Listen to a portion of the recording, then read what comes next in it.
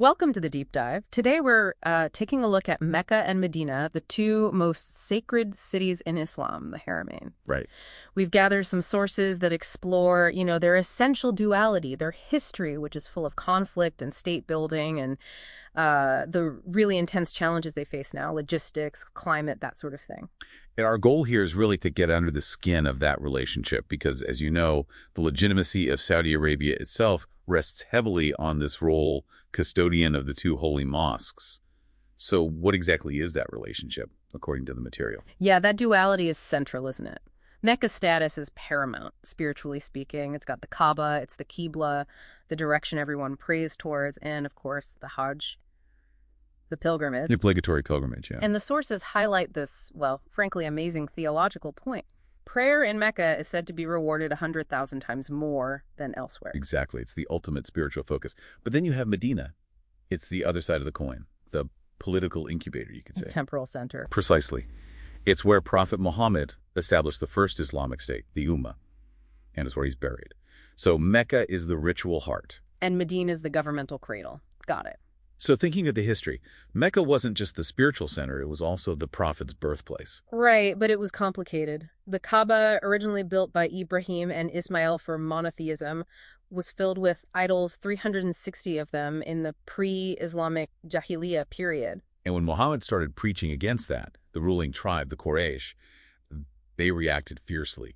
Persecution was intense. Brutal, really. Sources mention a 3-year economic boycott that was so severe. People were literally eating leaves. It reached that point. That kind of pressure made leaving the Hijra basically unavoidable. So that move in 622 CE, the migration to Yathrib, soon called Medina, that's the real turning point. It even starts the Islamic calendar. Absolutely pivotal. It transformed the faith from, this small hunted group to a functioning socio-political community. A state. And they established this structure almost immediately with the Constitution of Medina. Which is remarkable. It's considered one of the world's earliest written constitutions. And it wasn't just for Muslims. It carefully laid out the rights and responsibilities, even defense duties, for Muslims, Jews, and pagans living there. That integration is fascinating. And another key moment soon after was theological, right? The change in prayer direction. Yes, the Qibla shift. For about 16 or 17 months after the Hijra, they prayed towards Jerusalem, al-Aqsa Mosque. But then came the command to face the Kaaba in Mecca instead. This wasn't just about ritual. It was a powerful statement. Declaring independence, essentially. A declaration of religious and political autonomy.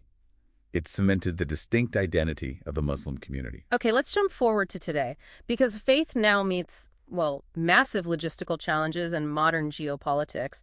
Saudi Arabia's Vision 2030 relies heavily on religious tourism. It does. Vision 2030 is their big plan to diversify the economy away from oil.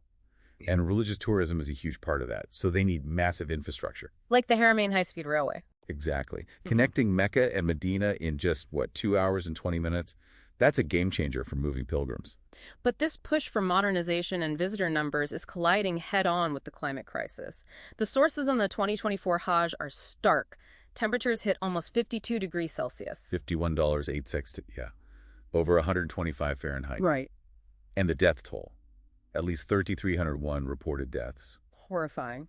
And mostly among unauthorized pilgrims, the ones without the official support systems. It's a terrible tragedy, and it forces the authorities into really stringent responses. We're talking AI-powered drones for crowd management, huge cooling systems, the world's largest, apparently. And crackdowns on unregistered pilgrims. They intercepted over 269,000 people trying to perform Hajj without permits. They argue it's necessary for safety, to manage the resources and prevent more deaths in that extreme heat. It's a really tough situation. And alongside this tech and regulation, there's this other tension: development versus heritage. Huge projects like Makkah are transforming the urban landscape. But often at the cost of historical sites. Places linked to the Prophet, his companions. They're being removed. Why is that happening? Is it just commercial pressure? It seems to be a mix. There's the strict Wahhabi interpretation, which is deeply suspicious of anything that could lead to venerating historical sites, seeing it as potential idolatry.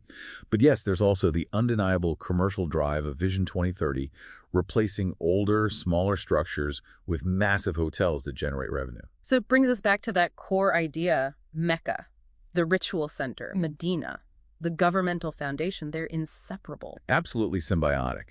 But the challenges today really test that foundation, especially around access. Which leads to a really difficult final thought. The Hajj requires pilgrims to be physically and financially capable, the concept of istita. Right. So when extreme heat makes the journey potentially lethal, and when regulations necessarily limit access to manage those risks, how does this climate reality challenge that fundamental requirement? Does it push the Hajj physically, financially, maybe even theologically, further out of reach for ordinary Muslims? That's the profound question facing the custodians, and indeed the entire Muslim world right now.